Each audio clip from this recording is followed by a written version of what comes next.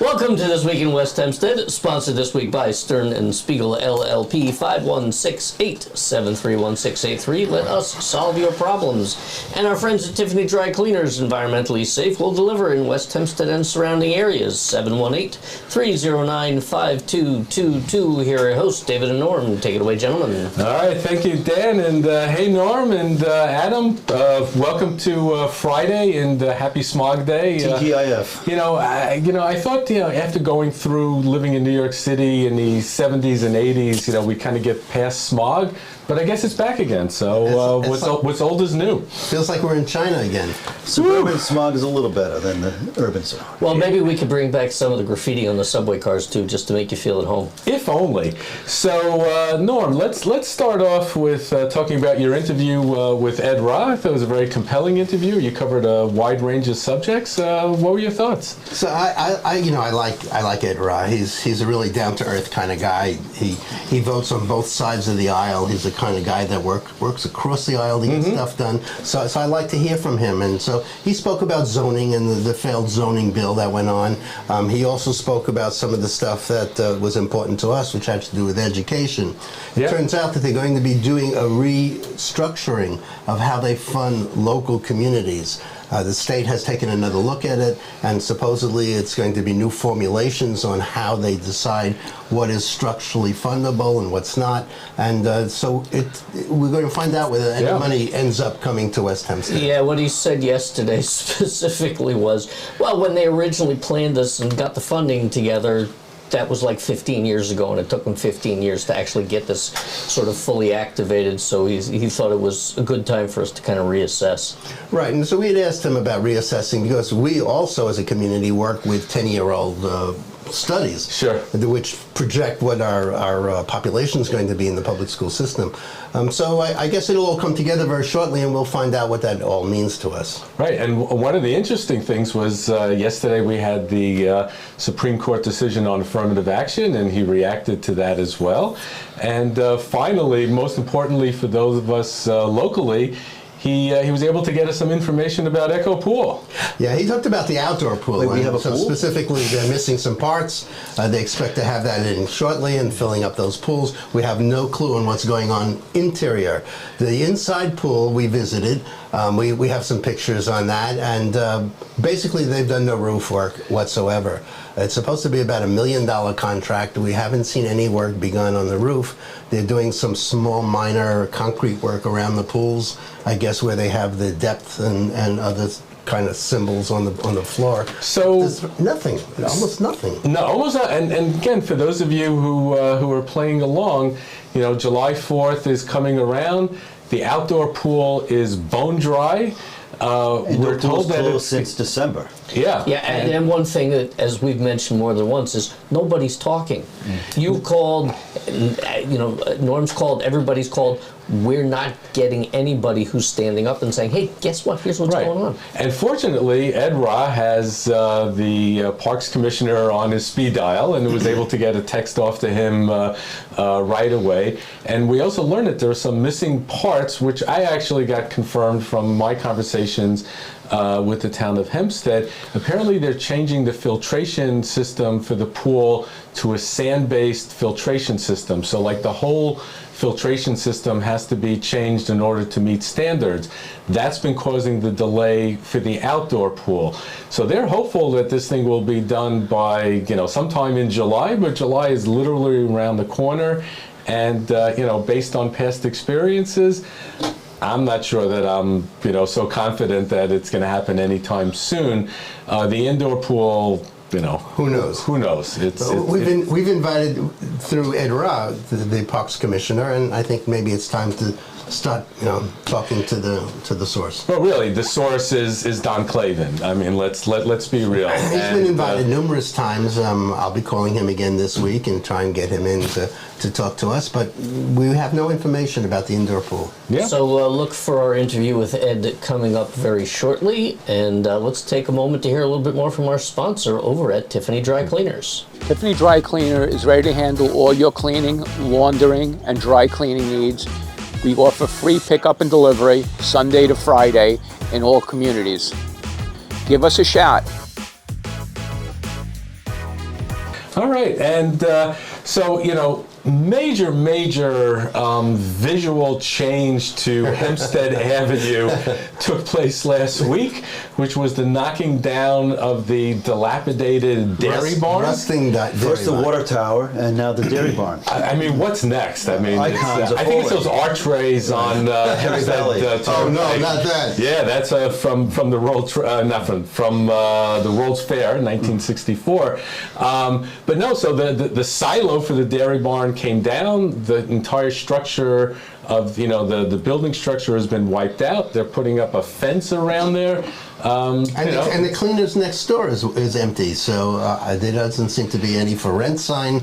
There must be a plan in place for that, and we need to find that out. Yeah, and also the old Chase Bank building, I'm not exactly sure even if that's being used at this point. So you put all those three tracks together, and you probably have the largest open space in central West Hempstead available. Yeah, well, I don't think the bank is available anymore. There's some administrative work being done in there, and they seem to be working on a pretty regular basis. So my wife said she thinks that place, Dairy Barn, has been empty since 2008, so we're now talking 15 years, and there I think was still stuff left on the shelves in there. God knows how what it was, but it frankly was an That'd be past the eyesore. due So. date. That would have been a really great social media experiment to actually, eat, some of that food and, anyway. I don't think With so. all the preservatives. If you get a chance, go by the dairy barn, take a picture with the rusted, dilapidated thing. Don't go near it because you may or may not, have a tetanus shot. So getting back onto our regular schedule, on July 18th at the Young Israel, there's going to be, at 7 p.m., there's going to be a meeting there to talk about anti-Semitism with Patrick Ryder, who's the Nassau County Police Commissioner. And I think that's going to be a very, very important event for our community. Norm, thoughts on that? Yeah, well, it's been a big problem for a lot of Jewish communities, and it's always been at the top of our list and what we do on Saturdays, and we always worry about it, and it's been something on social media, pretty hot topic. So we'd be interested to see what he has to say. Of course, we all live this on a regular basis, so I don't think he's going to be telling us anything new, but it's always good to hear from the commissioner and to know that he's on top of it. Absolutely. I mean, again, anti-Semitism is an issue throughout the entire tri-state area, as well as for all religious institutions. I mean, it's anywhere that people gather these days seems to be, a target. So hearing from the police commissioner and understanding what Nassau County plans to be doing in the future, I think is going to be very important for everyone in West Hempstead. And if I remember our conversation with John Jaffray, I think he mentioned that he's on whatever that county task force or whatever it is. It's nice to see that at least somebody's taking it seriously. No, I think it's being taken seriously by the county. The Nassau County Legislature has a task force on anti-Semitism, and they're all over it. I mean, they get it. The Jewish community here is a very vigilant community here. If you look at all of our houses of worship, people are very well prepared with security measures, and that's very apparent just from passing by that everybody's conscious of security. Yeah, and again, I think that having the police department always synced up with the religious institutions, I think is imperative. And we really appreciate the extra effort that the Nassau County Police Department is doing on behalf of West Hempstead. I mean, it is a challenge these days. Yep. All right, so moving on to entertainment. We got a bunch of things going on. Norm? No, the Avenue has a pre-July 4th party with Angelo Veneto and Lisa Messina. That's tomorrow night at 7:30, and then on Thursday the 13th, they're hosting a black and white 7th annual Kiwanis birthday cruise. So if you're interested in taking a cruise and there's dancing and food, get in touch with the Avenue or Kiwanis. And then the Creative Corner, of course, every Wednesday night at about 8:30, they have a jam session. Malvern has an interesting thing coming up, the Shakespeare in the Farm. That's the farm at Crossroads Farm. They are running this entertainment program with music and food. It's from farm to the table kind of food. It's on July 7th, 8th, and 9th at 8 o'clock. There is a $30 charge for admission there. The cinema is running its regular stuff, so The Flash is playing, Asteroid City, You Hurt My Feelings, Elemental, and About My Father. Little Mermaid is the last one, and then the cinema is always available for rental for parties.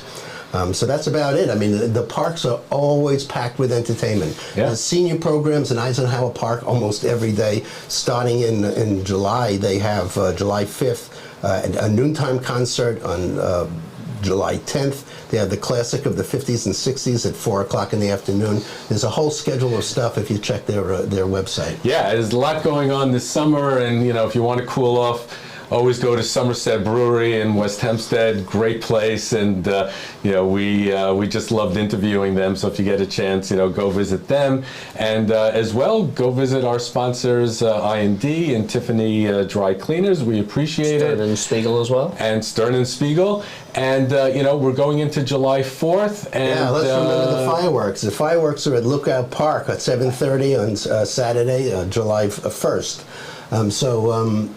Be careful with that stuff. I mean, a lot of people hurt last year. Yeah, and most of all, for those of you who live in West Hempstead or you're new to the community, you realize that, it becomes Armageddon for about 25 hours here in the community. If you have your dogs and cats, prepare them now. Get them the coats that they wear, whatever medicines they need, because it's going to be as loud as heck over here. We have a lot of fireworks enthusiasts in the neighborhood, and it's not just the 4th of July, it's all year round. I think for Flag Day or Armistice Day or Bastille Day, Arbor Day, pretty much any time there are fireworks going on, often late at night, which is very inconsiderate. What can you do? Yeah, but last year, one of the very prominent local fireworks guys got seriously hurt. He's not doing it anymore. Right. Don't become one of those guys. Yeah, it's safety it has to be paramount, and we really urge you to go to public locations, and all along the South Shore. There's a lot of communities are doing it in a safe environment. If you're doing if you're watching fireworks from your backyard, just be warned. It is dangerous out there, but sometimes it's fun and certainly loud as heck. So I think that's going to do it for. At the same time, we should mention that it's a tough time for the police because their phones are ringing off the hook. Everybody's calling up to complain about the fireworks. So I think we should emphasize: don't call the police unless it's an emergency. Yeah, I think don't that's really tie up good the phone point. lines. There could be real emergencies. Don't occupy the operators. It could be hard to get through on any the best circumstances. We don't want to tie up the switchboards they're not going to come and respond to firecrackers unless someone, God forbid, is hurt. Does Nassau County have a 311 system similar to New York City, or I assume that the town it of Hempstead doesn't? has a helpline. Okay. I don't think it's 24 hours. But there is no 311 for nuisance types of things as opposed Not to. that I'm aware of.